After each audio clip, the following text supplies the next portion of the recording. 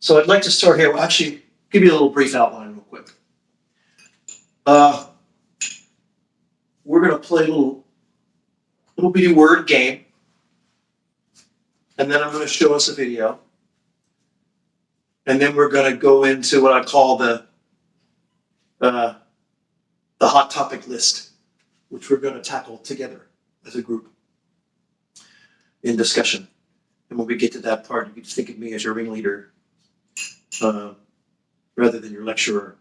This is meant to be more of an interactive discussion than I'm used to doing, whether it's 5 people or 500. And we're going to go into some deep stuff today, and we'll see where it leads us. So the first thing I want to mention before we play our little word game is that, as you know, this is a yoga center, which is to say that it's not a church, right? And the reason I say that is because there will be, or could be, subjects, ideas that may intertwine and overlap with certain things that we may have thought of or heard of growing up or not in such places. And the luxury I have, that we have as a yoga center, is that I can say what I want. But if I were to church, I wouldn't be able to. Now, why is that? Why do I have the luxury to say what I want here at the yoga center, but why am I saying that if I were to church, I wouldn't be able to? Let me give you a little hint. What you got? Is there a doctrine that you follow?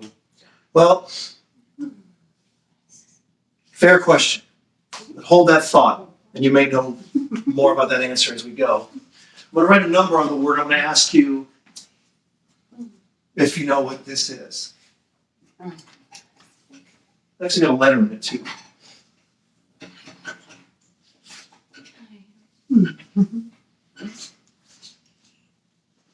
Does anybody know what that means? 501c3. What's that? Nonprofit. Yes. Loosely put, yes. Does anybody want to elaborate on 501c3? The tax. It has to do with taxes. Good. No. Ah, very good. This is a tax exempt status official documentation title of what happens to a church.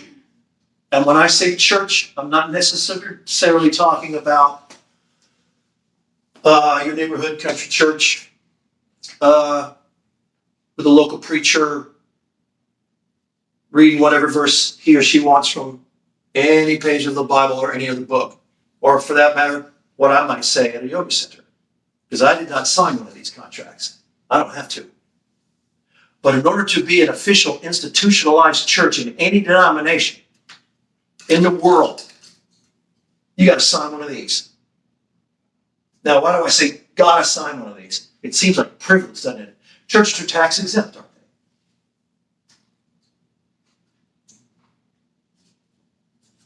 And we need to ask ourselves, why are they tax exempt? Does anybody want to take a stab at that? Why are the official institutionalized churches in the world tax exempt? Does anyone want to guess? So they can be controlled. Thank you. Our dear hostess Diana nailed it. You don't get such a wonderful privilege unless you sign on the dotted line saying, I will follow this dogma and I will not go any further than that.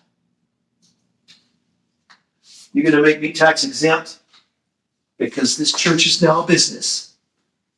And with this document owned by the government, so to speak. And that is how the institutionalized church is governed, like it or not. And I only say all that before we kick off to set the disparation between what we do here and what I do here and what a church might do. Because you're going to hear some stuff that you might have heard in church, you might think you would hear in church. But because we're not a church, we don't have to worry about this. And one more thing to distinguish before I play the video is that I make a very strong distinction between this word and this.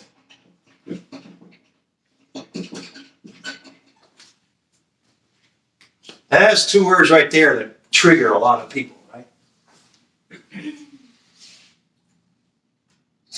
Real quick, let's differentiate, shall we? This word here,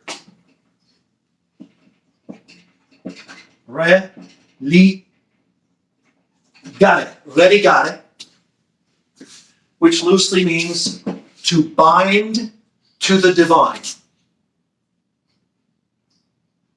That sounds familiar, because that sounds a heck of a lot close to what the word yoga means, which is union with God, or union with the divine. Union, binding. In other words, a religare experience could be a lot of things. A religare could be jumping out of an airplane. A religare could be a beautiful meal. A religare could be a great meditation session. A religare could be watching your favorite TV show all night long. A religare could be a religious experience is a religious experience. That can happen in a lot of ways. It does not have to happen here, is my point. Right? Right. So in other words, religion is not the problem, if you ask, if I may be so bold. This is. If you break down the words, and this is why I make a distinction between the words. And let's look at this word.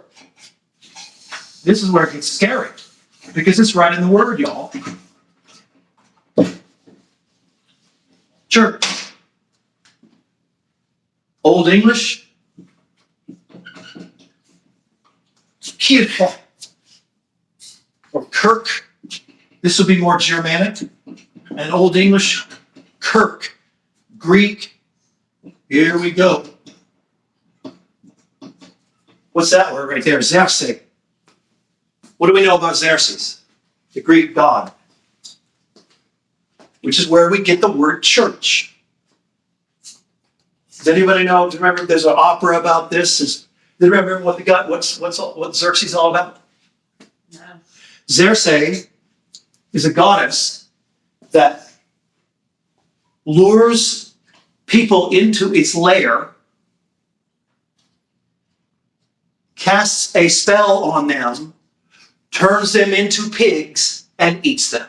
That is the story of Xerxes. Oh, it's a spirit in the sky? The Japanese animation? Oh, I do know exactly what you're talking about. No, Spirited Away. Spirited Spirited Away. Away. Spirited Away. I'm like, it's Let me repeat that. The church lures people into its lair, turns you into a pig, and eats you. And steals your shit. Only if you eat the food. So now I have made my argument. And whether you agree with it or not, there's my argument. And the reason why I make a distinction between religion and the church. And I know these words get used in our modern world. No problem. No problem. The distinction is important, at least for our, so you know my perspective. I worked in the church. I grew up in the church. I have had priests as employers. I'm literally from choir boy to choir master, from 8 to 48 or whatever. So I reserve the right to have that opinion. Having said that, let's move to the next phase. I'll play the video for you now. This particular video is from about a year ago. It's from the Pluto into Aquarius series, which you can see most of online for free. But it's a particular one where I got pretty darn mystical. And you may hear some things that you would categorize as controversial, if that's the word you use, or off a little bit, but I'm putting it out there on purpose to stimulate the discussion that's going to come afterwards when we get to our hot topic list, which is going to be the real fun part of our talk today. So bear with me. And before the video, the next word game is this. You're going to hear a word. Here's our next word. You're going to hear a word a lot in this video. And it's this word right here.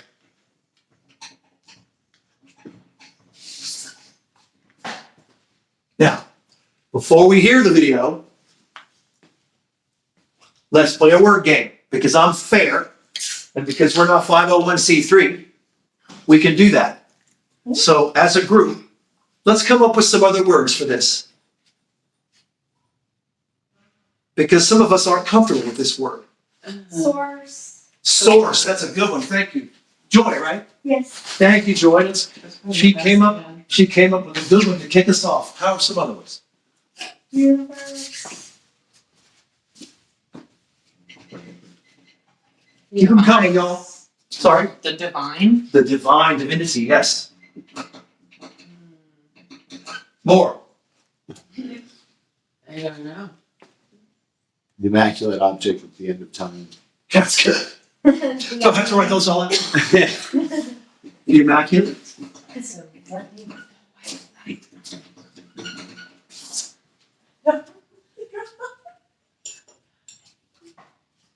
Even antonyms, if you want antonyms, I'll put them up there too. I'm fair. God is what? Love. Love, thank you. That is in the Bible. That is in the Bible.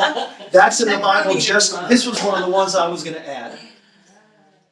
This is God is described in the Bible itself as love, as light, and there's another interesting word.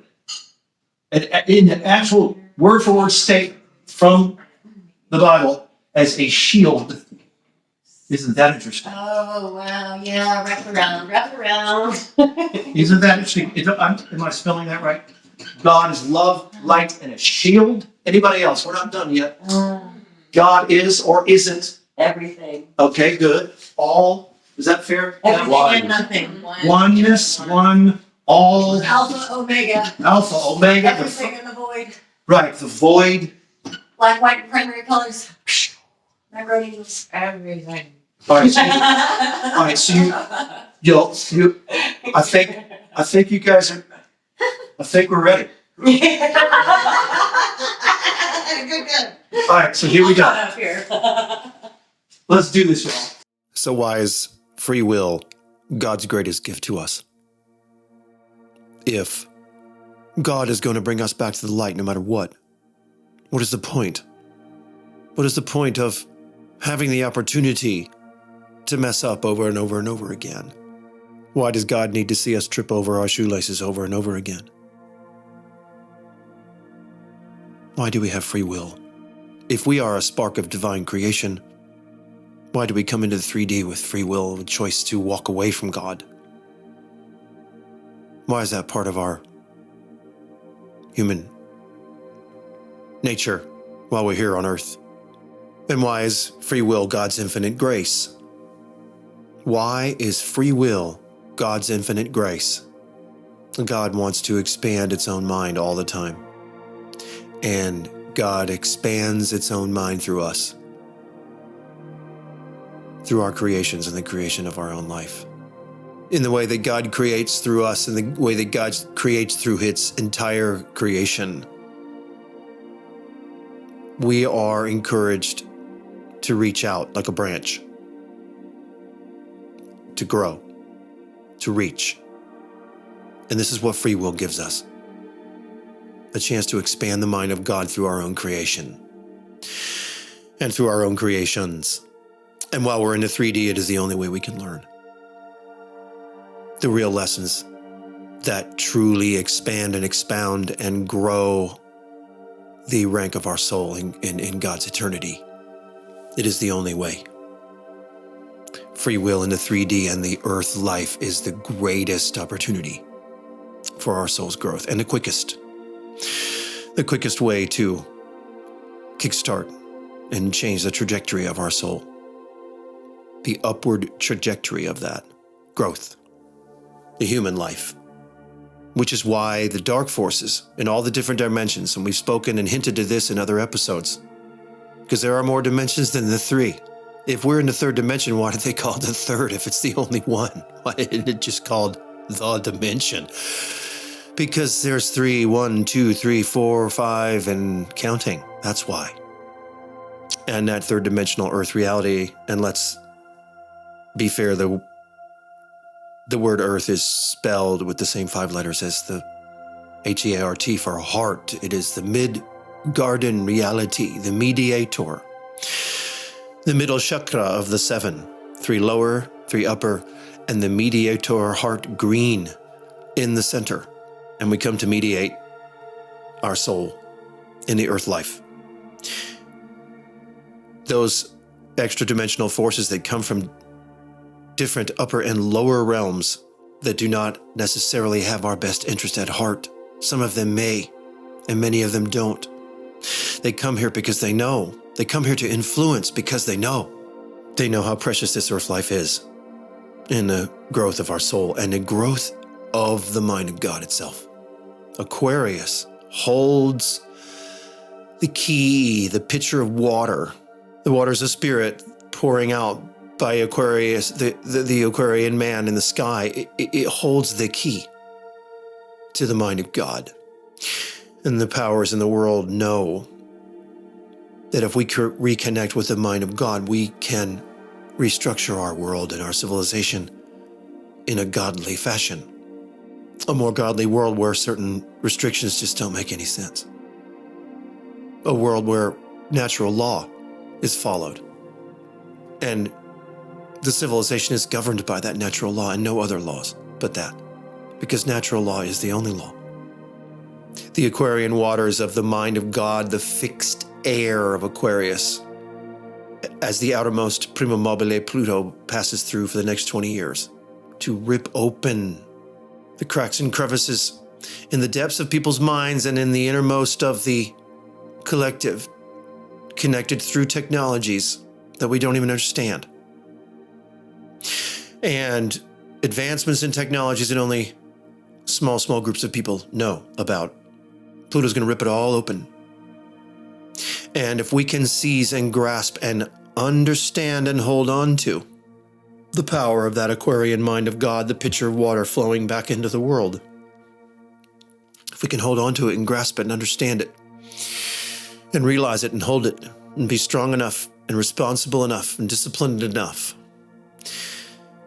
and aware enough to hold it and cultivate it, we can restructure our civilization, and it can be a human civilization again, and not a civilization that is governed by some force outside of our own, which is in part what is going on.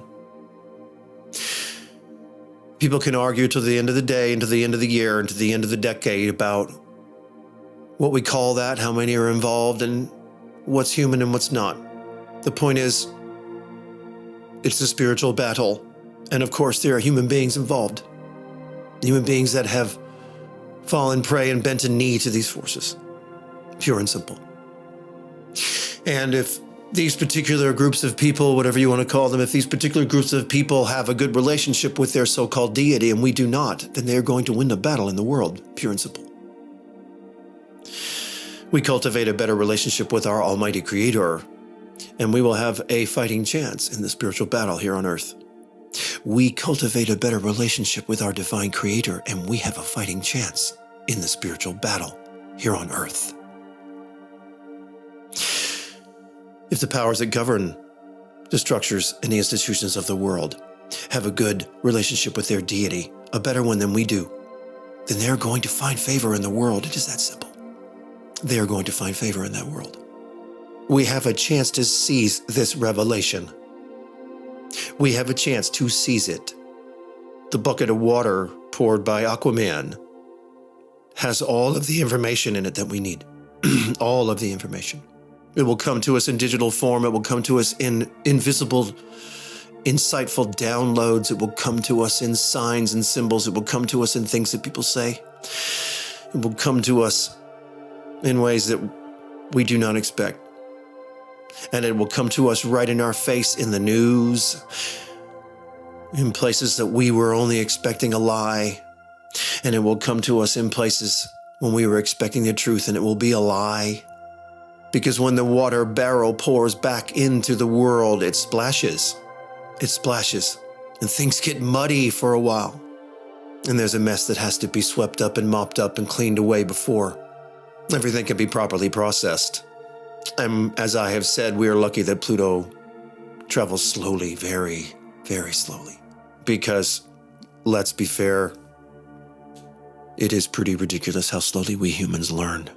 And it's a good thing that this physical life, this density that we are in for this time seems like such a grind and seems to last forever. Because we need the time to figure some things out. We need this lifetime to do it. And some people go from cradle to grave, never even thinking of figuring it out or whether there is anything to figure out. But that is what we are here to do as yogis. And as human beings who have woken up to the reality that this is a spiritual existence, that we are not human beings, that we are spiritual beings having a human experience. We are spiritual beings having a human experience. The waters of Aquarius are going to teach us that in the collective. Uranus and Saturn together rule and govern over that collective, that energy and how it flows. And they're going to show us how those dots connect and how they're supposed to connect properly with the proper colored lines and in the proper direction. 20 years to deal with the splash, the trauma of that, the confusion of that, the chaos of that, which is coming first, and then to mop up the mess and process the damage left behind and the illumination left behind. One way or another, human beings will have to come together in certain ways that we have not. And as I have spoken of in previous episodes, there is a connectivity issue here at hand. And many things will need to disconnect first. And many new things, many new connections will be formed that seem impossible at this stage. And 20 years from now, they will be fully connected. We shall see. No doubt about it. We feel the waters of spirit pouring into the depths of our spirit when Pluto is involved in Aquarius. This is the first time in our life that we've felt it, and it is deeply felt because that's where Pluto operates. This won't be necessarily an emotional experience for people. It's not a water sign, it's an air sign. There is a major factor of all this that must be cultivated in the mind.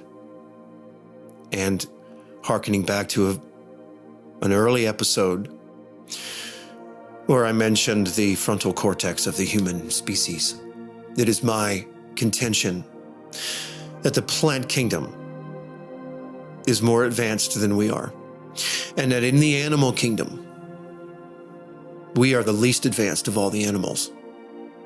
They are living in the mind of God all the time. And our frontal cortex, although it gives us the ability to design tall buildings and fast vehicles and flying machines and nanotechnology and dangerous pharmacology, that does not mean we are the most advanced.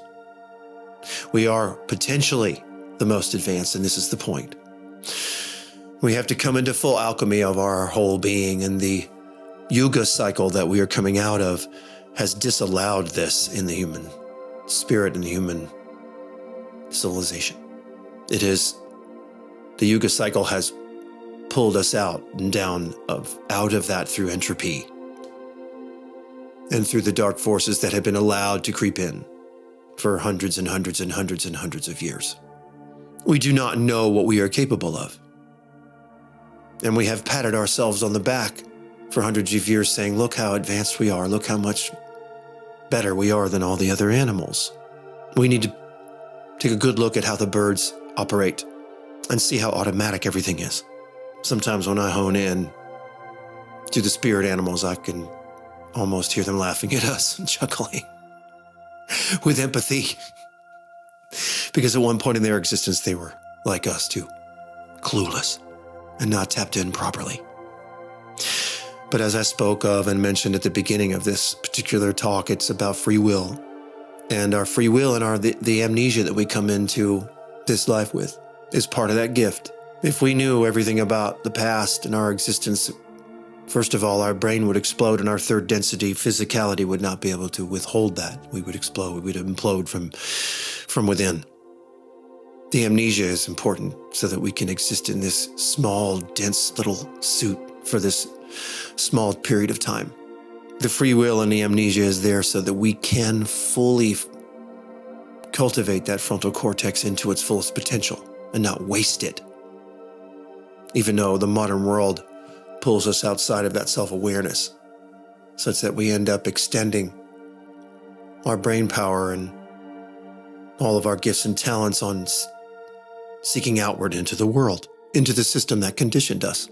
And that's what we do. Yoga reminds us that it is inside where all the questions are and all the answers and all the problems and all the solutions are all inside.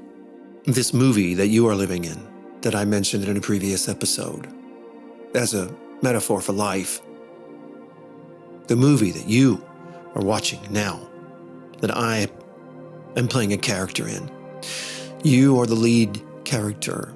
And you are co-writing this film with God simultaneously as you star in it. And I don't exist without that movie that is in your mind. And this is how very complex God's reality is, because I, too, am having a movie of my own. And both of them are happening simultaneously, and billions of movies are happening simultaneously, and God's puzzle is that complicated. And his reality is that mystical and that incredible. I don't exist without you. And yet, I am a sovereign being in God's reality and God's eternity, seeking and finding my own soul's dream in God's eternity. All of those things are true, all at once. And your free will is proof of that. Please, anyone? Comments, questions?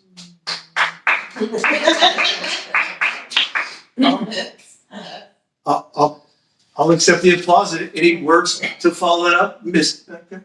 That was wonderful. Thank you. Exactly, very fitting for what most of us just did last weekend.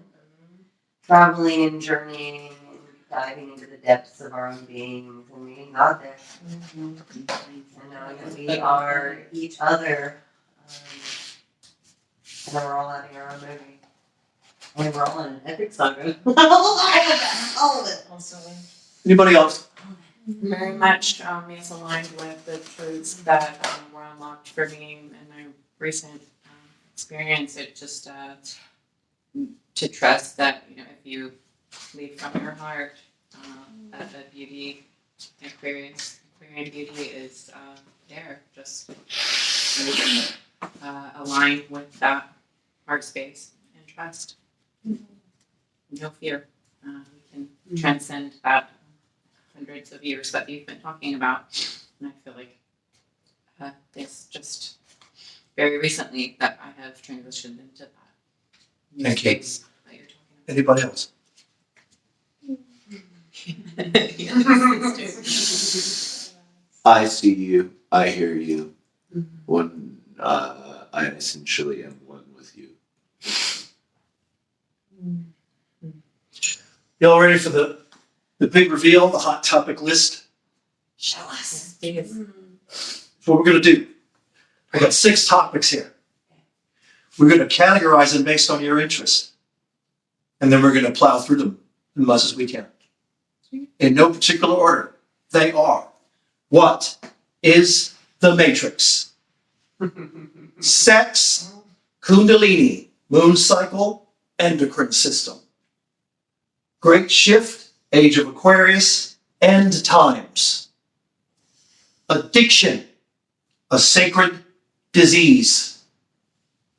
Nodal axis, soul growth, karma. And I would add to that trauma, karma, trauma. And the last one, Saturn, Satan, Venus, Lucifer 666. Can we start with Let's start it here. What does this, Come on down, Ethan. what does this have to do with this? You have to read what you're writing. Oh, Kundalini. Sex, Kundalini. Everything. What do those have to do with one another? One's practice for the other. Well, At the let's think at the metaphysical biochemical level. What's both of them bliss you out. but So you can get Bliss is high chemicals. essentially off of either of them. You can also go out your crown chakra on either of them, right? Altered states, essentially, and getting to a sort of climactic event, practice. Intention. Yeah. Intention. Both is can what be changes one from addictive. one to the other. Both can be addictive. these subjects are all they all dog-leg into one another. Whatever the word is. You could get burnout on Can you either of define them too. Kundalini? Yes. Thank you. What is Kundalini anyway? What is this? This is the rising Yoga. up. The Kundalini snake up the column of your spine That's right. from the root up. The Ida, the Pingala. This is I'm a terrible drawer and a terrible writer in terms of my penmanship. I knew what you meant. It's the It is the back of double- the snake wrapped We've all seen the caduceus, right? It's like The caduceus on the American Medical Association Yep. is a double-coiled serpent. Mhm. The Ida and the Pingala, right? Ida, Pingala. Yeah. Male, female, masculine, feminine to be more precise, because I'm a male, that's a male, y'all are female, but all of us have Ida and Pingala. Because we're all spirit beings. And on the subject board there, I said this word too. Endocrine. What is that? What's the endocrine system? Hormones. What makes the hormones? What do we call it? the gland. The glands. Thank you. Yes, the glands. The glandular system is the same, right? This system of the 12 systems in the body. Oh, there's a little number 12 again. If you heard from my last lecture, which I recommend you go and listen to, because that's when we go into the basics of astrology. Because it's all 12s, right? 12 tribes of Israel, 12 signs of Zodiac, 12 this, 12 that, 12 systems of the body. Of the 12, the endocrine system arguably can be argued is the most important because it governs and balances out all the rest because of the glandular secretions in your pituitary, pineal, thymus, and all the rest. And what is it? What is it that pharmakia attacks in your body? It attacks this because it's going to control the rest. And let's take an interesting look at this word, endocrine. Crine is similar to the word brine. What's a brine? What's a brine? When you're cooking, what's a brine? Like a It's what? like a broth, like a salt. Is it a salt? It's like a greasy, oily substance that we use for. It's fatty. It's soupy. It's fatty. Do you hear where I'm going with this, y'all? We're talking about sex right now, aren't we? Did you say brine or grind? Well, brine, B-R-I-N-E. When we make a Like brine, making pickles. a brine sounds like crine. This is oil, if you will. Right? Oily stuff. Oily stuff, y'all. Sticky. Right? This word, this part of the word simply means in, right? What does this word crime, what does that sound like to you? Kriya?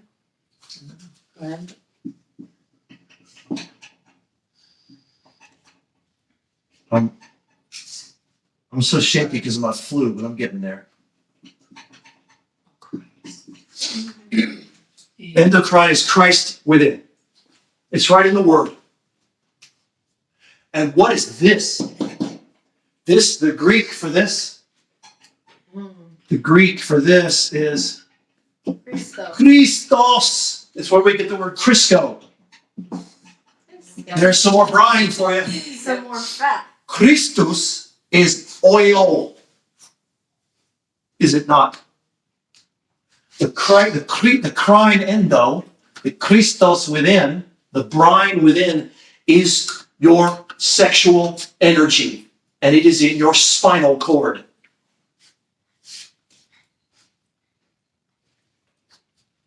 Let me say that again. In another way. This horrible drawing of my Kundalini double-coiled serpent here, the Ida Pingala, is the oils that are secreted in your endocrine system into your spinal cord, which govern all of the chakras, and which then govern all the systems of your body.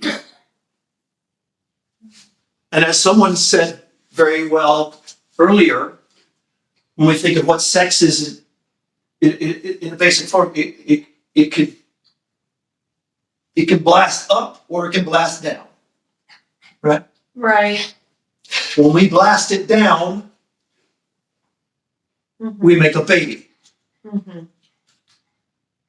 That force, and it doesn't matter whether you're male or female, the energy within is the same. That force makes a child. That is a powerful creative force. This brine is Christos in your spine. That's pretty amazing. Now think about that for a second. If you were to use that energy, which someone has already hinted to in another way, what kind of creating could you do in and of yourself?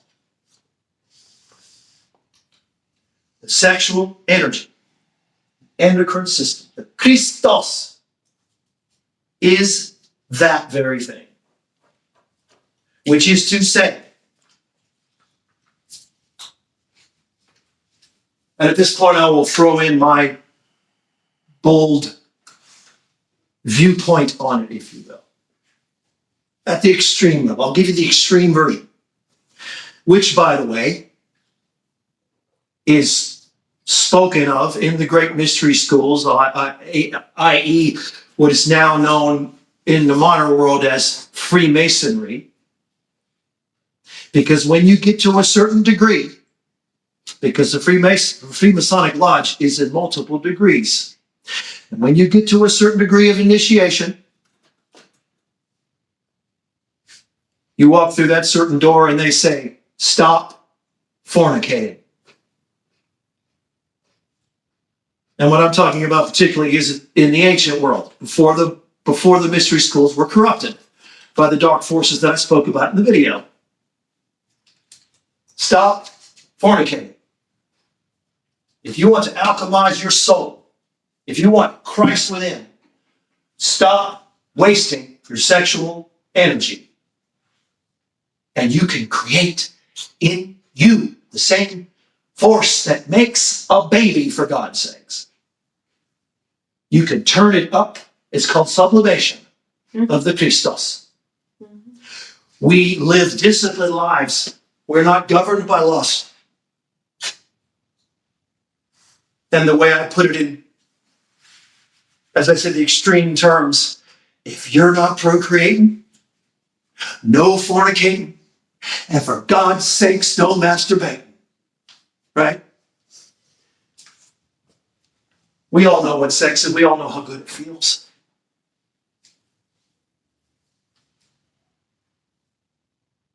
Now, you've heard me preach about it for a minute. Let me toss it to you.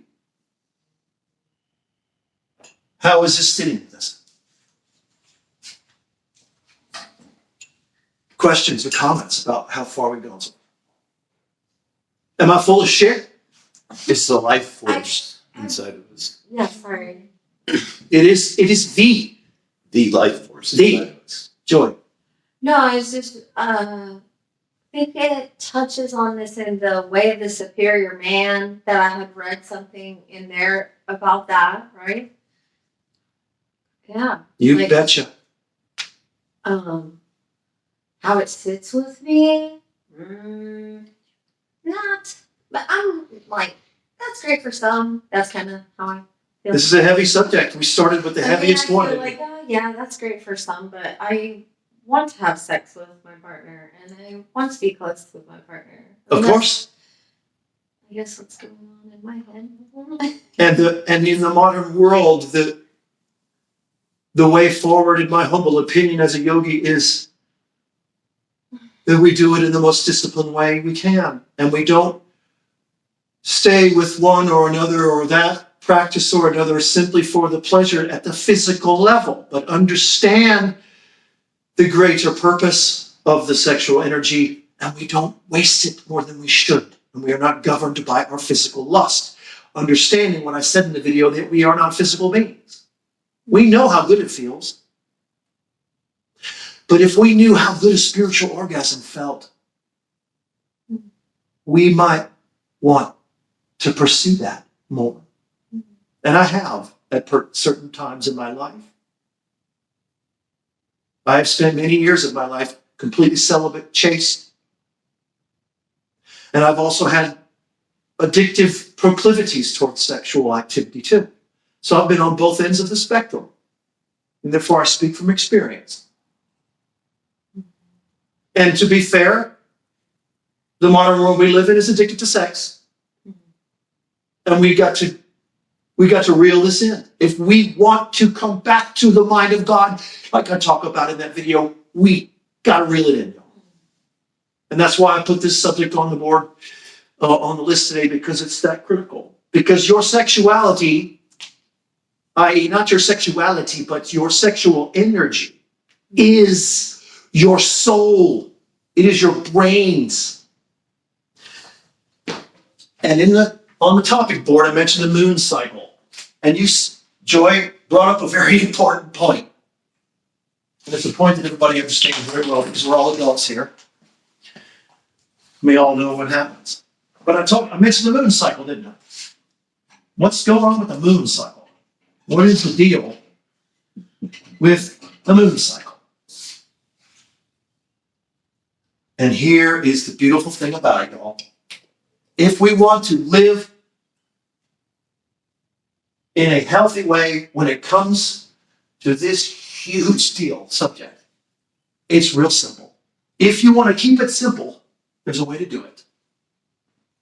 First thing you do is stay away from porn. We know that. Mm-hmm. But with the partner, if you're not partnered, forget it. Leave it alone. Completely. But if you are, here's all you got to do.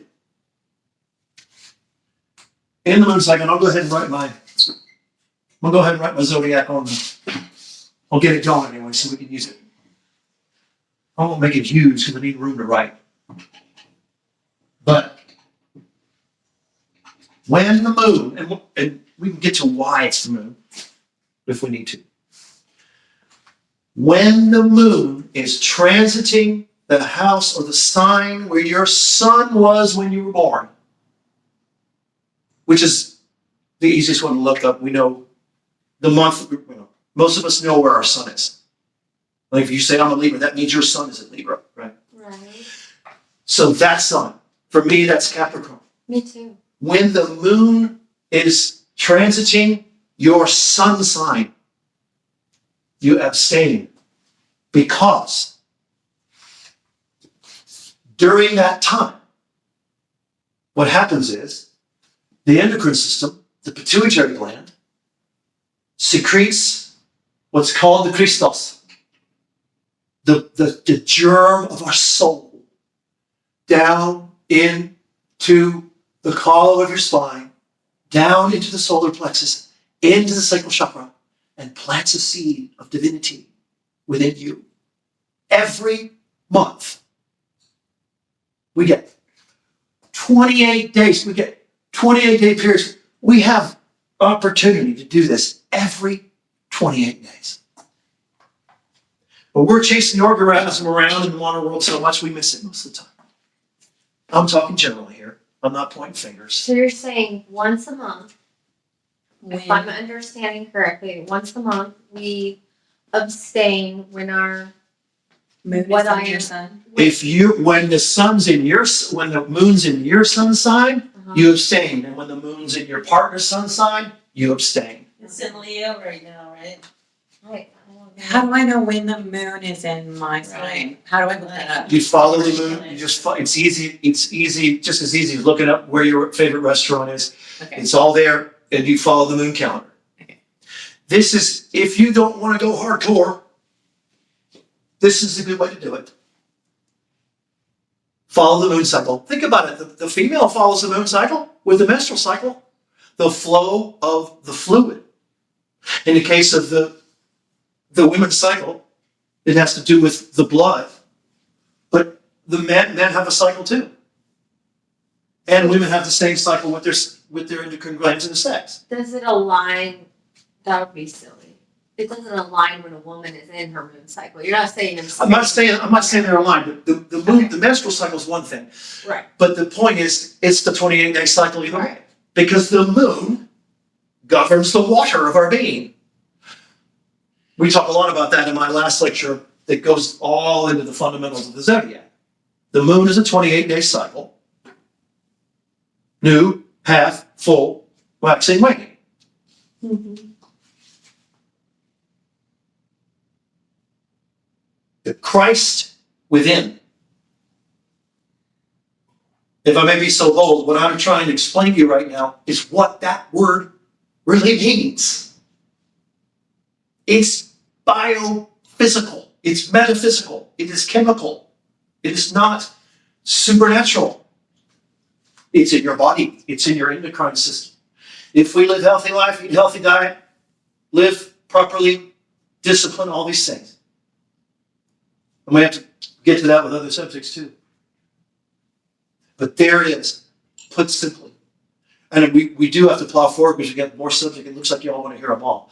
But before we do, any more questions or thoughts about this? I'm just gonna make a note in my phone. Oh, I was gonna say, I was not texting it to you. Very good, y'all. So is it for the whole month that you abstain? No. If you abstain for the whole month, you have to abstain for the whole I year. Once a year for the whole month, when right now the moon is in Leo right now for a month. Every time the moon's in Leo. So it's once a year for a month. Okay. No, it's once a month, every month. Okay. Okay, so it's a daily thing. It's about 2.5 days out of every month. Okay. And then 2.5 days for your partner. 5 days out of the month. What about the moon being in Leo right now? What does that have anything to do with? If the moon, if your son's in Leo, the moon's in Leo, that would be a time to abstain. It's that simple. Don't complicate it. If you want to live and be sexually active, I'm giving you the healthiest way to do it, and still be able to alchemize. It's particularly if you're not having promiscuous sex with multiple partners. Don't get me started on that, because I don't believe in that. Saturn.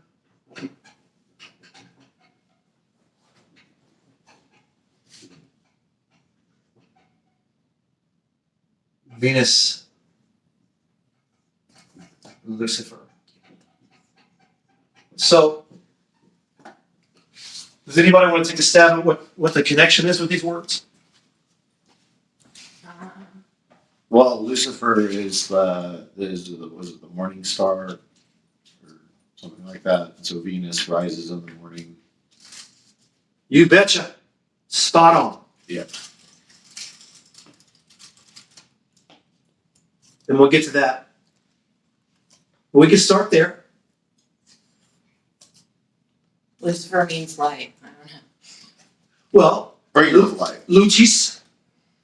You see a lot of corporations use that word. You hear it chanted in the Vatican. Lucifer. They chanted in the Vatican. Lucifer. You can hear them doing it. They'll even print out the subtitles for you. What on earth are they doing? What on earth are they saying? Why are they chanting for Lucifer in the Vatican, St. Peter's Basilica? I'm not saying it's right. I'm not saying it's right what they're doing. Because I'm drawing a distinction, or comparison rather. I think Because we use it, how do we use it? How does the modern world use these two worlds, Satan and Lucifer? What are they? The devil. It's evil. The devil. Evil, right? Sure. Okay. But Venus is just the morning sun. Venus is it's often the very bright star that we see down low in the horizon. It is known to be the bringer of the dawn, right? Because it precedes the sun. The sun's the big boy. Christ, the big boy, the light that rules them all. Lucifer ushers it in. You see Venus appearing brightly on the horizon, and then just a little while after that, sunrise, right? And that's how Venus came to be known. But why on earth why are these spoken of as, why do we use these words for evil? I'm going to show you in terms of the Zodiac, okay?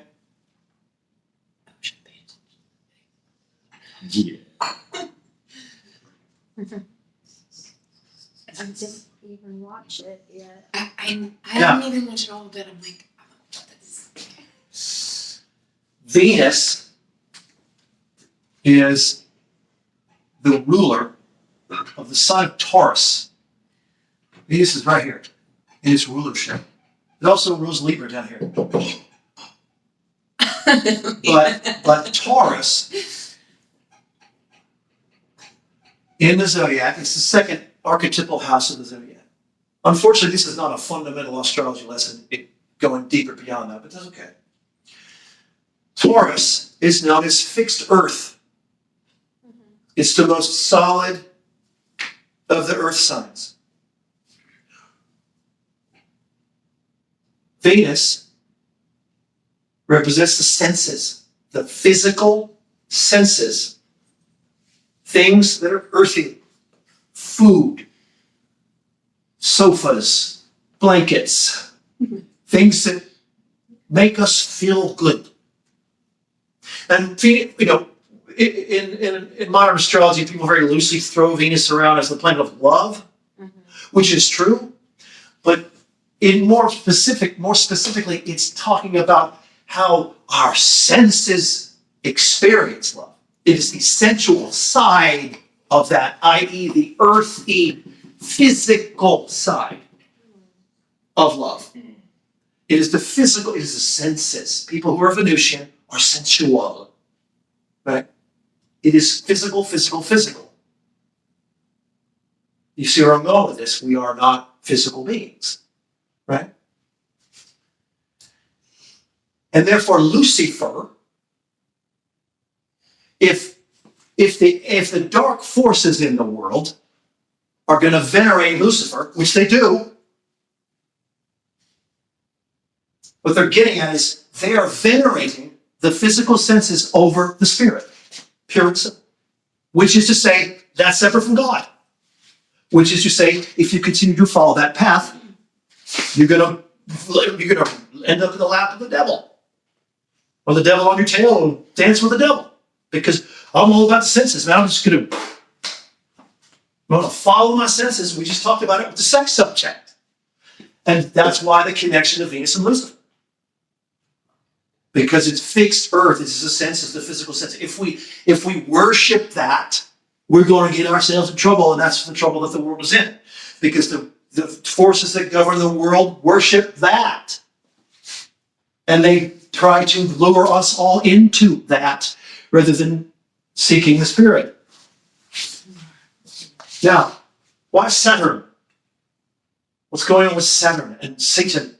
Yeah? Does anybody want to take a stab before? Okay. In ancient Egypt, the name for the adversary was Set. Yeah. Isn't that interesting? As in what? The setting sun, the sunset. You got light and you got dark. You know, back in the day, we didn't have clocks, we didn't have internet, we didn't have telephones. They followed this to know what time it was, right? And so the adversary was set, because set, the sun setting represented, here comes the darkness.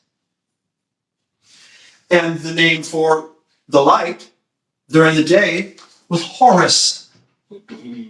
Now, this is where we get the word hours. Look at the letters. It's where we get the word hour. What Horus is it now? Where's Horus? Oh, it's Horus 1, Horus 2, Horus 3. That's how we tell time. Horus is at 1, Horus at 2. We get the word hours. So the light was Horus and the darkness was Set. This is where we get the word Satan. And Saturn has its rulership right down here in the sign of Capricorn. Yep. It also rules Aquarius. And what is Capricorn? Capricorn is cardinal Earth. We have fixed Earth and cardinal Earth. The Earth, the physical energy which initiates, climbs the rock. And Saturn, Capricorn, in the world governs the institutions. Saturn is a taskmaster. Saturn is the one who sets the laws, sets the rules. It makes you wait. It says, you go learn your lesson. It's the Lord of Karma. It's the Lord of the Rings. Saturn has rings, does it not? Because it's the Lord of the Rings. We got earrings. We got the mortarboard when we graduate. We got a square mortarboard on our head. That's Saturn, y'all. Saturn's the hex. We're getting somewhere now. Yeah. The hex. On the top pole of Saturn is a 6-pointed hex. 6. My goodness. Again, the physical world. Saturn sets the rules, lays the institutions out. Schools, churches, buildings, governments, libraries, courts, jails, houses, bridges. It's everything that is, right? Again, physical, not spiritual in a way. In other words, again, if you venerate this energy, which is what the Satanists do, you're going to fall into evil again because you're not venerating the Christos. The sun is king. The sun is king of the zodiac, not Saturn and Venus. But if you say, to hell with the light of God, I'm going to venerate Saturn and Venus, the two planets that handle the physical stuff in the world and the physical stuff in our bodies.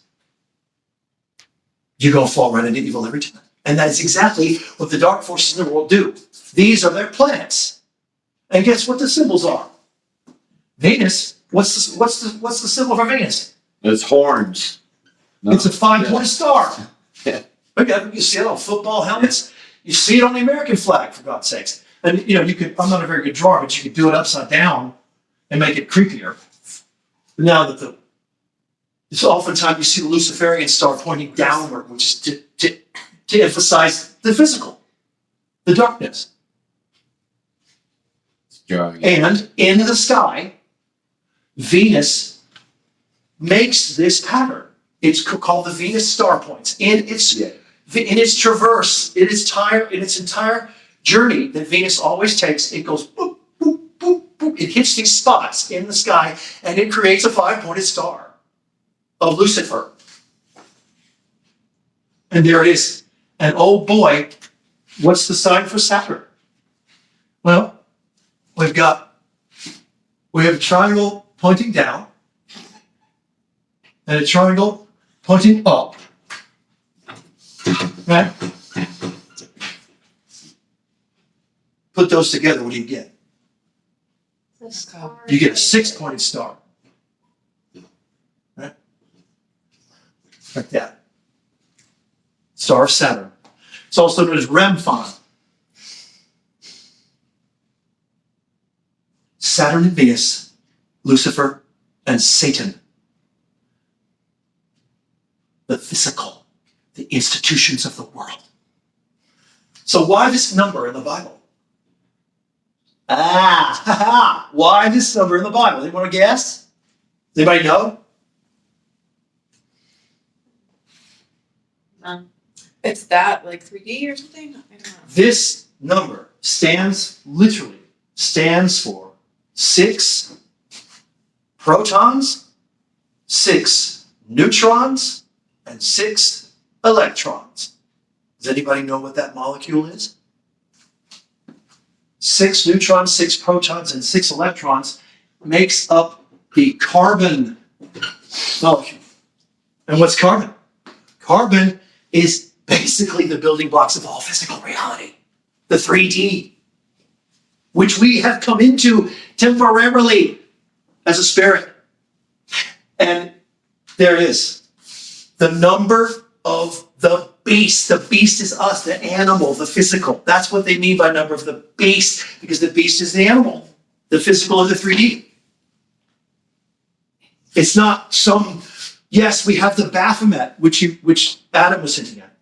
We have the Baphomet, the crazy androgynous devil being with the horns and the breasts and because that's what it's referring to, because it's carbon. That's what that number really means. It's simple, scientific, and it's in the Bible like that.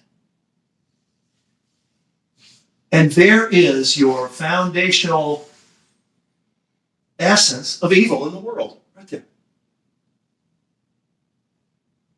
And why we use those words. And why those planets are venerated over the sun, Christ, if you will. Or the moon, Isis. I see the sun and the moon as a brother-sister relationship in the sky, how they govern our being. And if we fall into veneration of these, in the worst of physical, I'm going to do what I want with my free will, with my sexual energy, all that stuff. And there it is. Any questions? Nodal axis. This is great stuff, because this is about your soul. The nodal axis, and it's the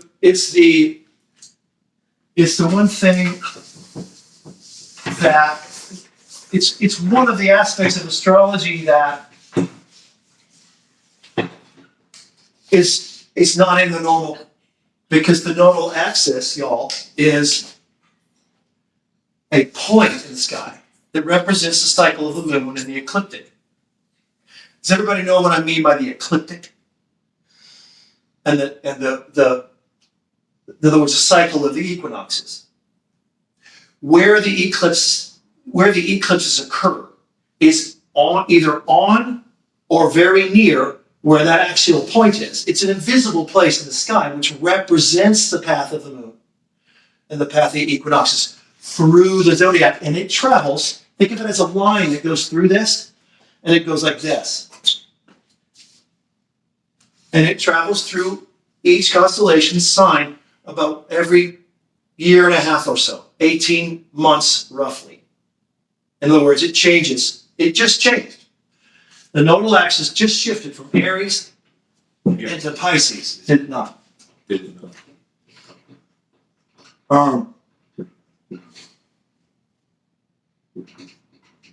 The nodal axis is right here, right now. Right? There. Just past the equator. And it has two ends. There's a north node and a south node. We maybe have heard these terms.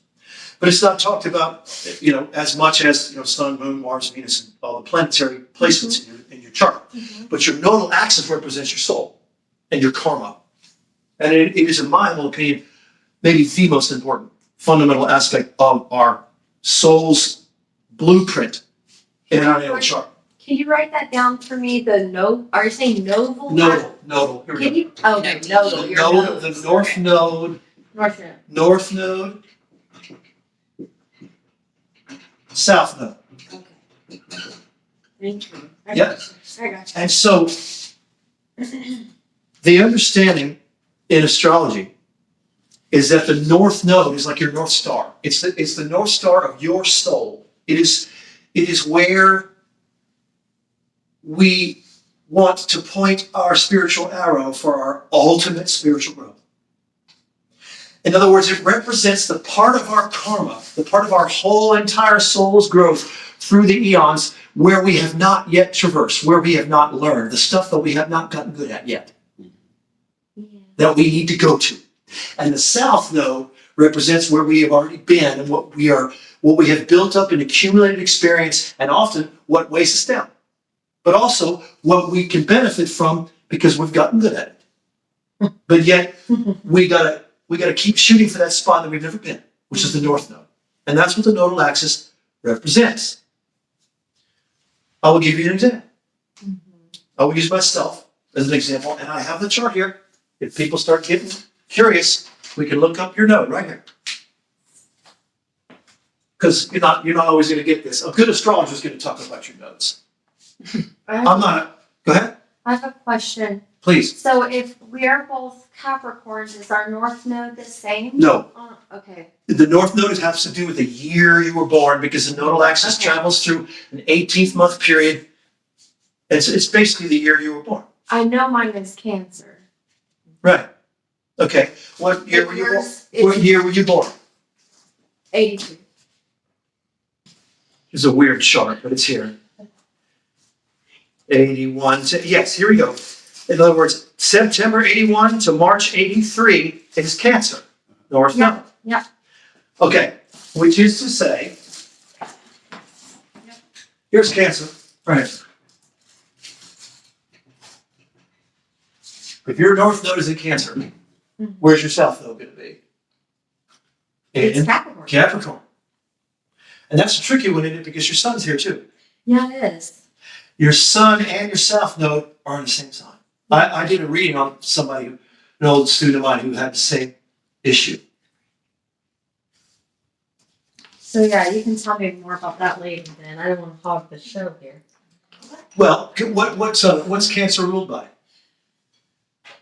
The moon, right? The moon rules in Cancer.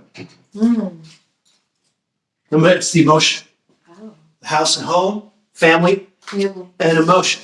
Home, family, and emotion, which is to say, this will be putting it very, very generally because I don't know the rest of your chart. But if one has a north node in Cancer, one is maybe learning how to feel. Yeah. We are learning how to feel in a better way. Properly, yeah.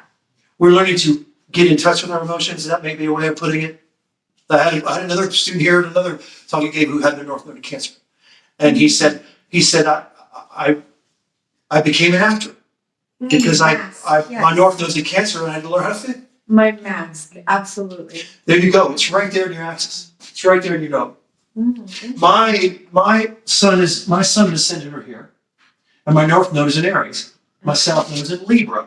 I'll read the next example. So my south node is in Libra, which means I'm a teacher. That's where we get the word library and equilibrium and balance and biblio, right? The scales, justice, right? Everything. I want everything to be fair. I want everything to be freaking fair all the time. I can't help it. The thing my mama said more than anything when I was a kid, Paul, life's not fair. It's not fair. Stop. It's not fair. I was like, oh, Mom, it's not fair. It's not fair. I couldn't help it because I stopped learning Libra. Everything has to be fair. And the one way you could describe that is that in a karmic sense, a soul sense, my soul has spent eons standing in the background, putting spotlight on somebody else. Because this is the other. It's the justice. It's the scales of balance. The Libra walks in the room and wants to be sure that everybody's okay. Diana has teased me before. You do that. You're not a Libra, but my south node's in Libra, which is even more powerful because it's just what I'm good at. It's what I've already learned how to do. And my north node, what I have not learned how to do properly in my karmic sense, is venture out on my own and be the Aries, the Martian, I am, me. I'm going to trudge my own path. And I'm going to allow that to manifest rather than intentionally staying in the background and handing the glory over to someone else.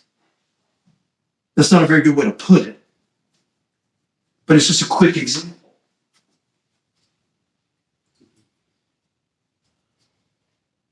And the way that we read our North Node, and please chime in with questions, and even if you want to look at your axis. The way that we read the North Node is twofold, and this is important. We have to look at the house, we have to look at the sign that it's in, and we look at the house that it's in.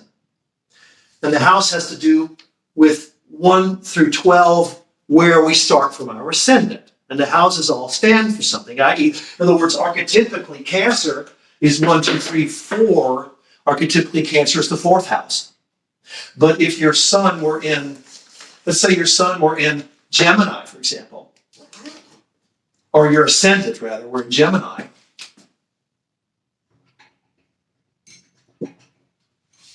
this would be your 2nd house, not your 4th, because it goes 1 and then around starting from the rising sun. It's very complicated. So you have to look at 2 things to determine what your North Node really means. You're looking at the sign and what it represents. In this case, in your case, Joy, Cancer, we talked about that already with the moon, the feelings. But depending upon where your ascendant, is your ascendant here, Joy? Capricorn? Okay, ascending is, The time of day and the place you I were born. think it's, Libra. Okay, wherever that is, you're going to start there as 1 and count around to figure out what house Cancer is for you. And let's just say it's Libra for now. If your ascendant's in Libra, 1, 2, 3, 4, 5, 6, 7, 8, 9, 10, that means Cancer's your 10th house. That means it's your house of career. So if Libra is your ascendant, and if that's accurate, the way I would interpret that is looking at the house and the sign together with your node. Let's say ascendant's in Libra. This is your 10th house. 10th house is career, which is to say the key to your career is learning how to feel. It's interesting. It's good stuff. Sure. So Whatever your first. let's keep it simple, and I'll kind of spell out the way to look it up, and then you guys can look it up for yourself. What you want to know is the time and place that gives you your rising sign. That's your ascendant. And when you figure that out, that starts as 1. Your ascendant becomes 1, not your sun, but your ascendant becomes 1. And then you go around from there to figure out what house all the other transits are in, all the other placements are in. Okay? In other words, y'all, the word karma was mentioned on the topic board in this subject, and trauma. I also said that word. Karma and trauma. Because what is karma? No. What does that mean? You get what's coming to you from doing good or bad in the world. It's, what you receive based off of what you have given. Loosely translated, it simply means action. Isn't that interesting? Loosely translated, karma means action. Every action has a consequence. A reaction, if you will. So what we act upon is going to spin forth through eternity whatever snowball that creates. And that is our karma, our action. And therefore, my soul, who spent too much time in the background on the sidelines of life, watching other people get the glory or whatever. That's a bad way to put it. But it's a way that we can understand. My soul did that through the eons. I was scared to step out and do something on my own. Which is why my North Node is now in Aries, because that's what Aries is, Mars. Aries stands for I am. Me. Libra stands for you. So the 7th house in the archetypal zodiac is the house of relation. This is you, and this is the other. Your relationship house is your 7th house. That's why I started a yoga center and didn't go to the seminary to become a priest. So going to seminary to become a priest would have been the librarian thing to do. I did the Aryan thing to do, which was start a yoga center all by myself. At least from a teaching standpoint. But yet I'm still a teacher. I was a school teacher for 15 years, y'all. I used to love the library. I used to just live in the library when I was in school.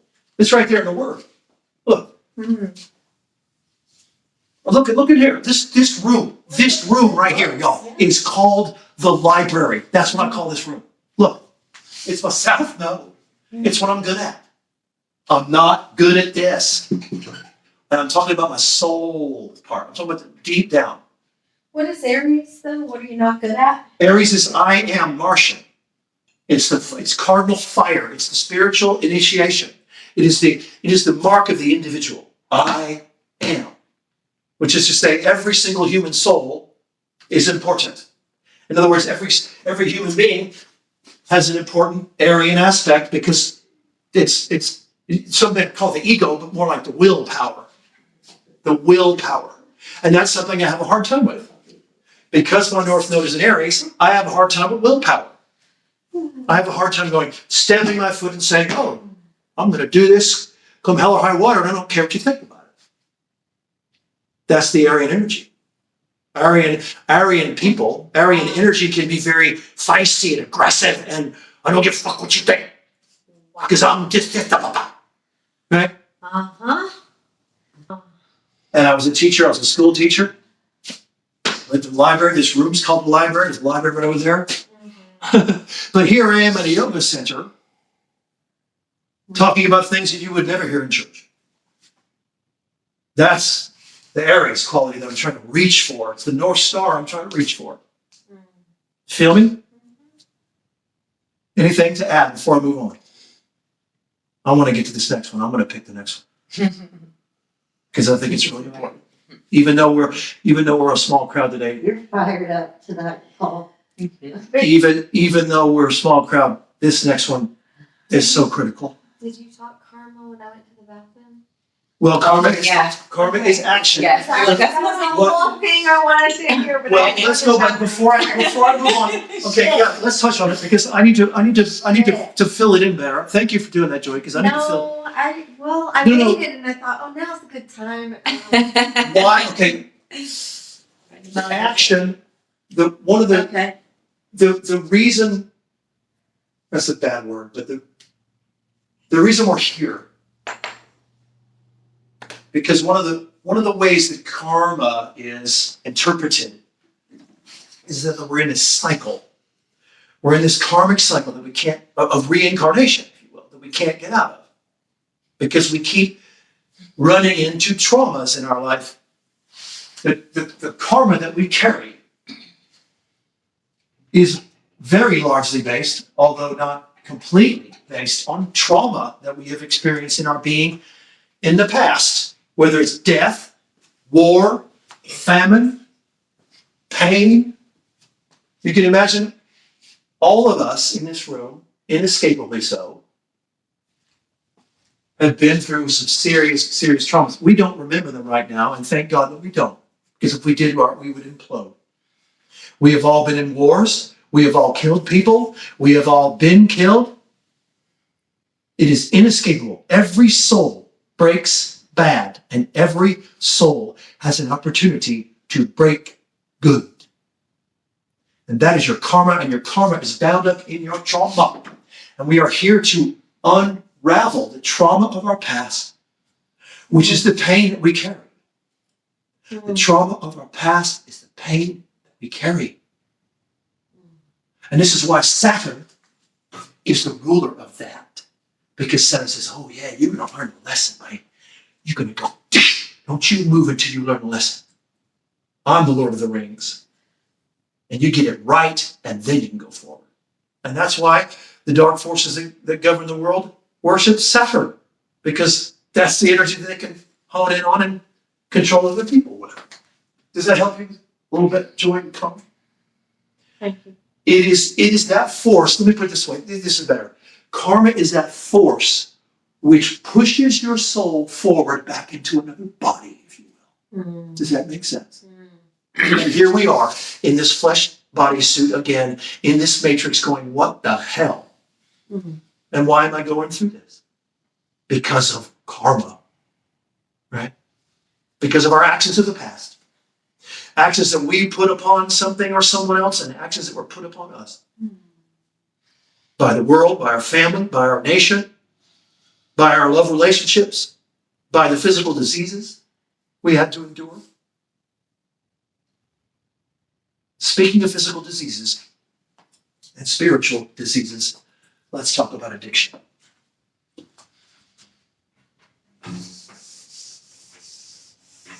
Because addiction is a sacred disease, whether we like it or not.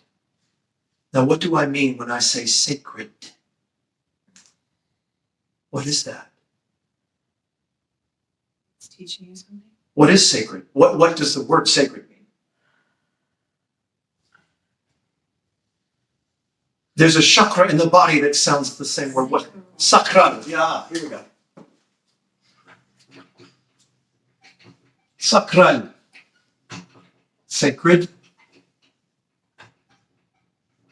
And where's your sacral? We talked about it in the meditation, didn't we? Where is it? Right? There.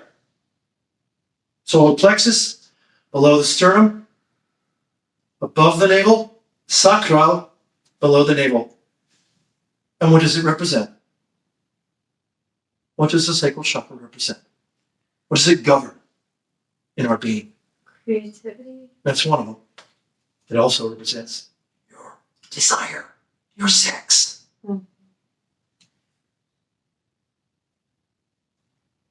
And a lot of repressed emotion, right? Right here. And when I work on with meditative techniques with people, I talk about this all the time. I start here often. We ground into the floor and then we go into the sacral. Because this is where your repressed memories are. Your desires, all of your desires, every dream you have ever had is bound up in the same energy that makes you horny and all that other stuff. It is sacred. Now, what on earth does that have to do with addiction? And what is addiction, y'all? What is it? What's addiction? Inability to control your desires. Very nice. Anyone want to elaborate? What is addiction? And why is it so rampant? Not only in the world, but in this room. Guilty. I live with it. I live with it, y'all, to this day. I always will. When you live with the condition that I live with, you're addicted to everything. Everything. You are. I am. And I battle with it every single day. And I'm not ashamed to say it. Because I know we all do. But what is it? I know. Is that Misty down there? Say it. What's up? Please help. Come on. So this weekend, that part was very clear. We are all one, and we are all in this oneness, and those that have been really, really, really recently close to this very big oneness, like, hey, we just came down here to help out the others. So, like, a lot of us, we can really remember what it's like. And so when we get here, we're like, this is not it. Because there's so much separation here inside of it. So addiction is not knowing why it feels like there's a hole and there's something missing, and trying to fix and fill that hole. And a lot of times it's so unconscious, but it's true, and we can do it with anything. Bingo. Meditation. I found myself. I was like, wow, I just switched it to something good, but it's still the same thing. It could be spirituality. It could be anything. You can use anything. You can use your job. You can use it. It is fucking anything underneath the sun. All it is trying to fill a void. Money. We can never not be alone, and it's really, it's not. You think that, you know, and a lot of the spiritual teachings they teach that. It's one thing to logic it, but our adventures when we have to experience it. You can't you can't unexperience, you can't unsee, you can't unknow, and I think that's why it helps addiction fucking fall away from so many people like that, because it's like, oh, when you really know, when you spend enough time over there that you can't convince yourself that it was a daydream afterwards, because that's really that battle line. You know, like, was that something, you know, our ego can contort it to get back control and get back into 3D. And that's what my opinion is, anyway. Who wants to- I didn't mean to sound like I knew everything. So I'm sorry. Thank you. Anybody, please elaborate. I think, yeah, it's almost like it's an inability to understand the balance, that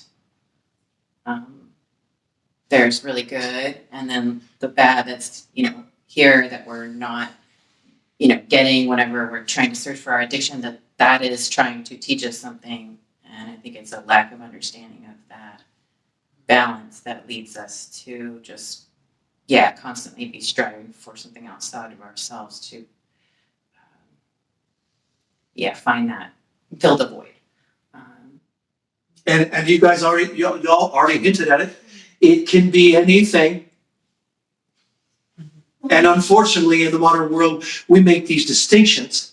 But I'm here to be so bold and tell you that there is no distinction. Mhm. If it's shopping, sex, booze, pills, Yoga. Yeah.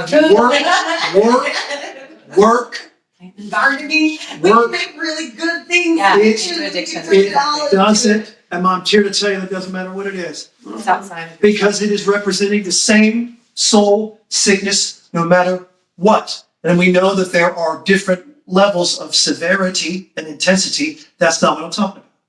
I'm talking about the source is your soul. Addicted people, and I will also be so bold to say that our entire culture is addicted. Again, at varying levels, people, different varying degrees. It's shoved into our program. Well, It's everywhere. it's shoved in front of our faces. We think something outside of ourselves is going to solve the problem, and that's not it. It's the problem is with our soul. Beautiful. Yep. And what do I say in the film? Every problem and every solution is inside. Every answer and every question is inside.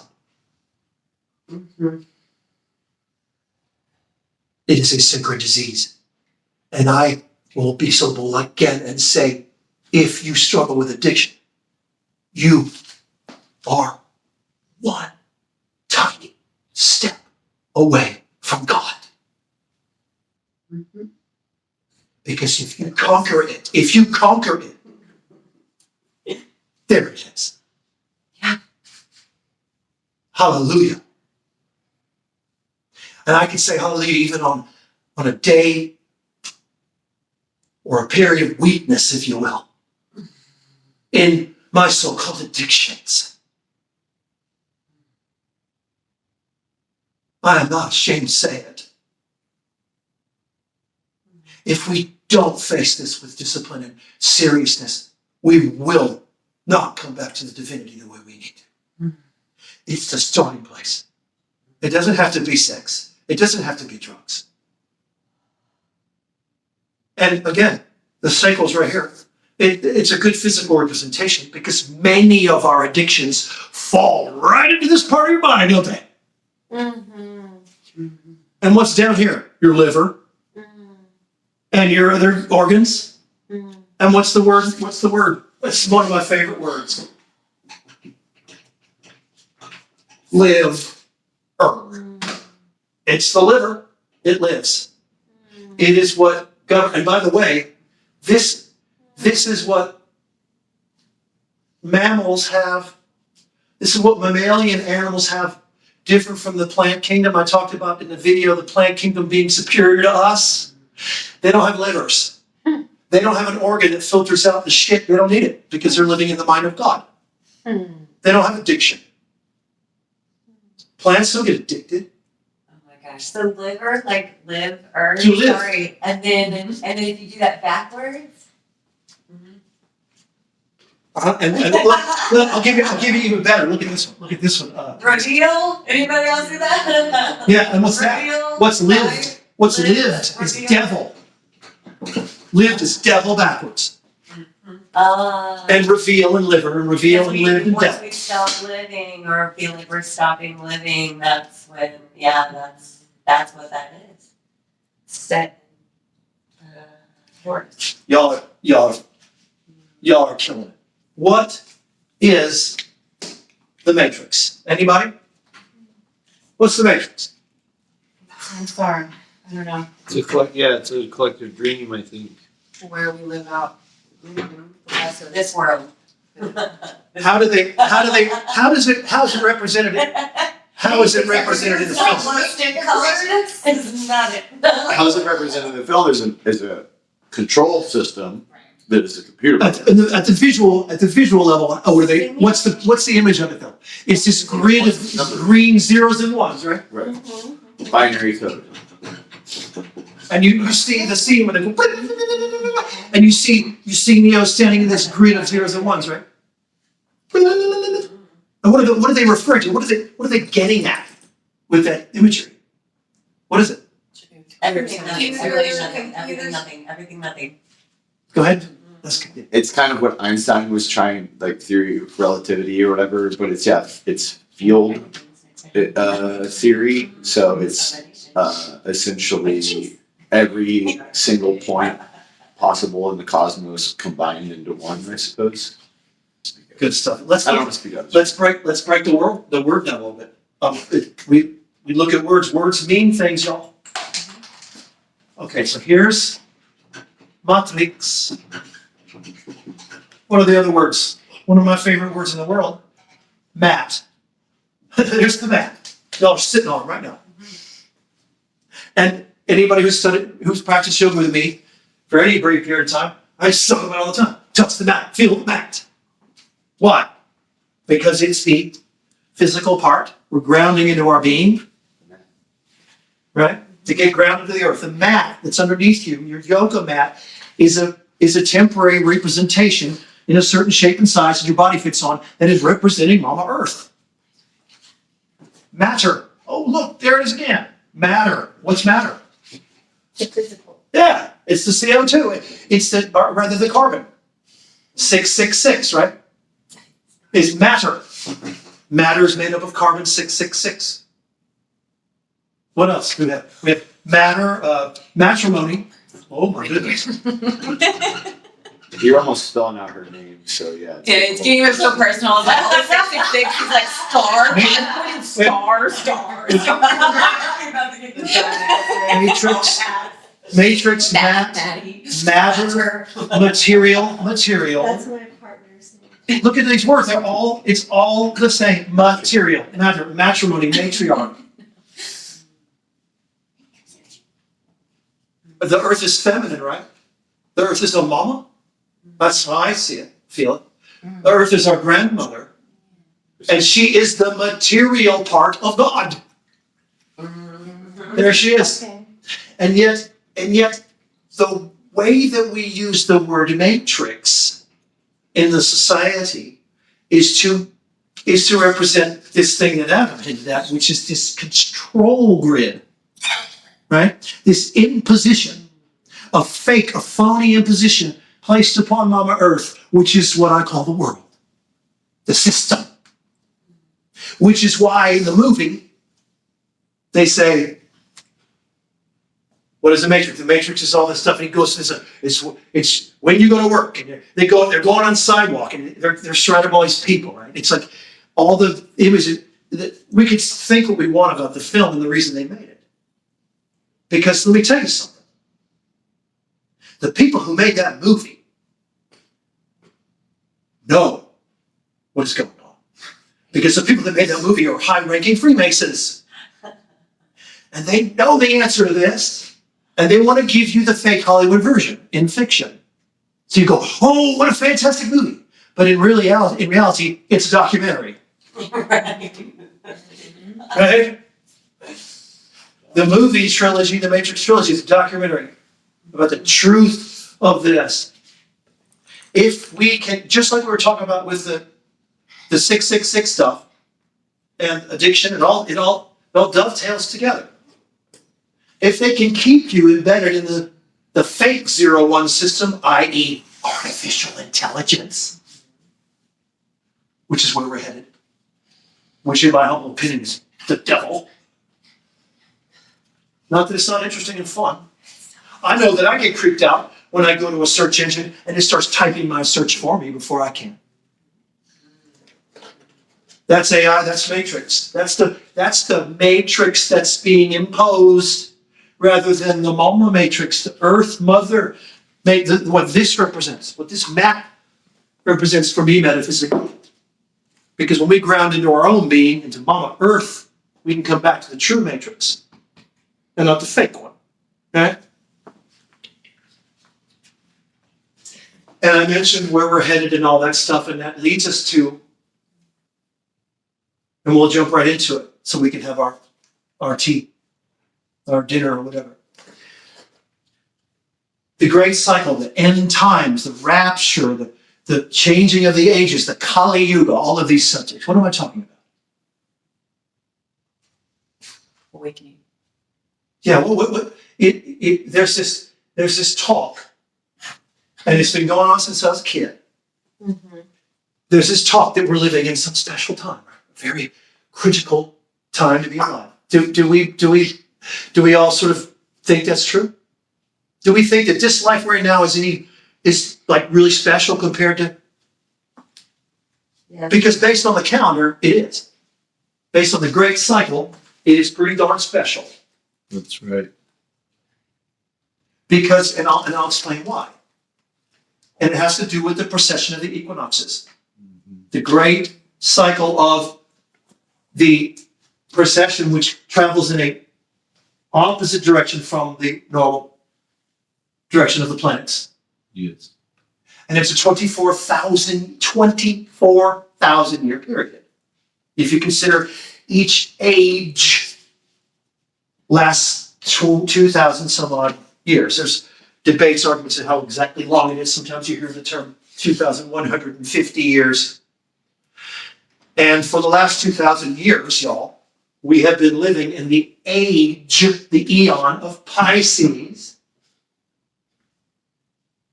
which is the two fish. This is Jupiter and Neptune. And we are now moving, or have moved, or now are moving, into the age of Aquarius in a 2,000 some odd year cycle. And if you go by the studies of the North American, Central American, European Gnostics of the 1950s, 1960s, they would tell you that in the decade of the 1960s, which is the decade I was born in, was the moment that the cosmos, the Earth, stepped onto the cusp point between the two, right there. The end of this age, the end of this age marking the beginning of this one. But if you can imagine a 2,000 some odd year period is going to have a really big cusp point, isn't it? It's not going to be just, hey, we're in the age now. It's going to be Transitional. It's going to be transitional. In other words, this entire life that we are living in right now is in the crack of that. Mm. That is why things are so insane. I thought did we not just leave the age of of Capricorn? It was, what did you say? Well, no, we're coming, the precession moves in this, the precession moves at counter to the normal planetary move. The precession moves the other way. Okay. Pisces is the age of the Christian church, the Vatican. Yeah. Uh-huh. Because it's the two fish, the fisher of men. Jesus was a fisher of men. Pisces is the fish. Mm-hmm. And what did he do? God will make you fishers of men. Because when I was a kid, they had bumper stickers on people's cars. Protestants mostly had bumper stickers on the car to two fish. Mm-hmm. Because it's Pisces. And it represents your feet. Because he had flippers, right? And Jesus walked on water, didn't he? Yeah. It's all symbolic. It's all symbolic. Symbolic. And so Pisces, what this stands for is I believe and I doubt. It's the two fish. It's polar energies, I believe or I doubt. In other words, in age of Pisces, someone come along and say, hey, guess what? The sun is golden yellow. And the other person can say, I don't believe that. Because you see that, in other words, it's not based on knowing anything. It's stuck in belief. You either believe it or you don't. Do you believe in God? Do you believe in God? No. Yes. Who cares? God is for us to know. It's not something to believe or not. It is what we are, whether we believe it or not. And Aquarius is I know. I know. In other words, you talk about a big transition. If we're moving from an entire cosmic energy of I believe or I doubt or don't know nothing to I know, that's going to take a while, and it's going to be really traumatic, isn't it? Yes. Because we don't know shit. And we've been in this cusp point between the two ages, trying to base our entire being on what we believe. Oh my God. And we don't know anything. And yoga and Seven Diamond Mudra is about knowledge. Yes. It's not about belief. I don't care what you believe. I don't care what I believe. And moving forward into the age of Aquarius is to say, our beliefs don't matter anymore. And even if you hold to them, they don't matter anymore. What matters is what you know. Hallelujah. It matters what you know. Because that's where we're headed. And some would say, again, it depends on who you talk to, because the cusp point's going to be really big either way. But that the movement of Pluto just recently out of the sign of Capricorn into the sign of Aquarius on this end has marked a great point where some astrologers saying, this is the beginning. This is the real beginning right now. We're stepping into it now. Pluto's is marking that point. And I will add to that the fact that all three outer planets, Pluto, Neptune, and Uranus, these are the three outer planets. They move the slowest. Yes. They take a long time to change signs. All three of these outer planets, y'all, over the course of the next, if you count 2024 through 2024 to 2026, all three of those planets are changing signs. Wow. That's big. And which is to say that all three of them are right on the edge right now. Neptune's at 29 degrees, Pisces, which is called the anaretic degree. The 29th degree, the last degree of each sign, is known as where it's the most potent. Neptune is 29 here. Uranus is 29 here. And then where did I get? Pluto. And Pluto just moved into, it's at 1 degree. So it just moved. Neptune's about to move. And Uranus is about to move. Next year, those three outer planets are all going to be at 1, 0, 1, 2 degrees of the new sign. And they are all moving from feminine into masculine. That's another traumatic change. Right now, Capricorn's feminine, Aqua's masculine. It's now moved into here, which is the birth of AI. In the pantheon of the media, right? Uranus, Earth, feminine, Gemini, mental, masculine. Uranus is about to go whoop. Neptune from Pisces, water, feminine into Arian, masculine, fire. You talk about a dramatic change coming, which has already started because Pluto moved.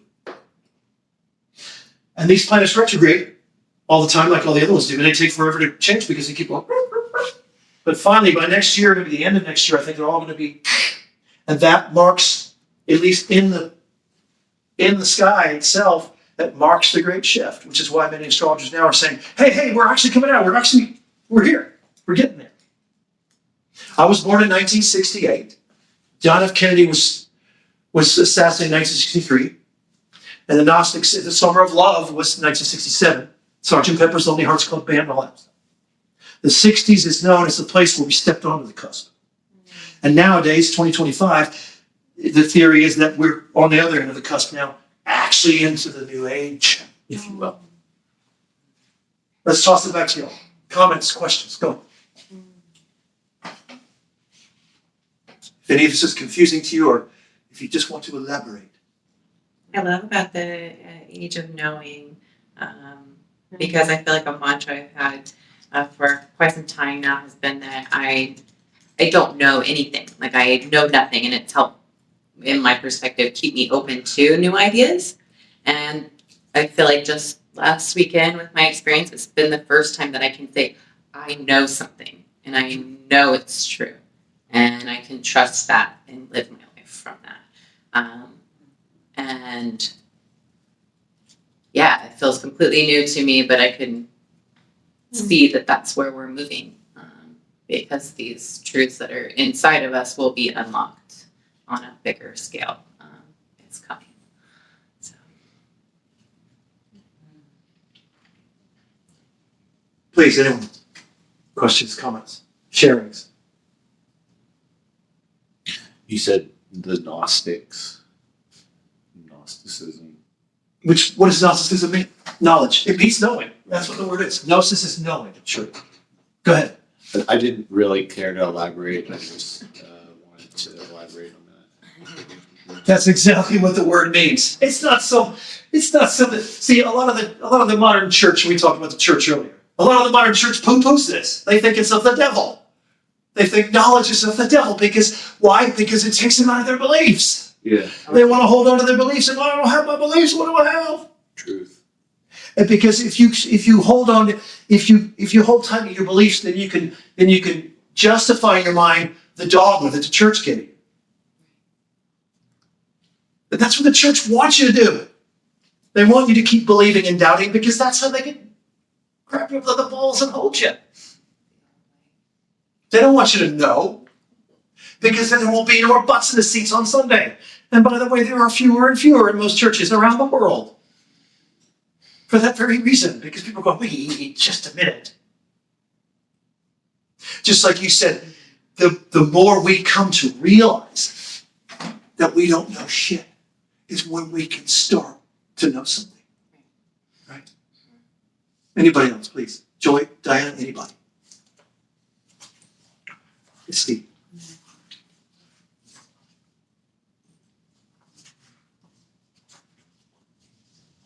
And what does it really mean to know something? What does it feel like?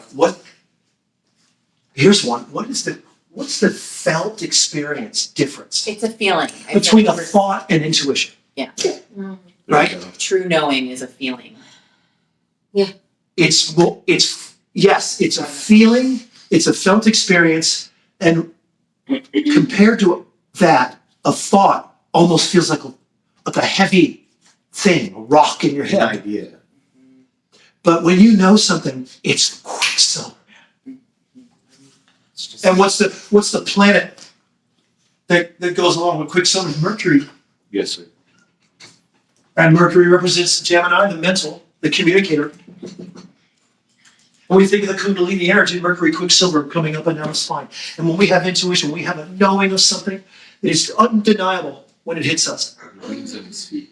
We don't have to think about it anymore. We know it so sometimes we know it so well we can't even explain it.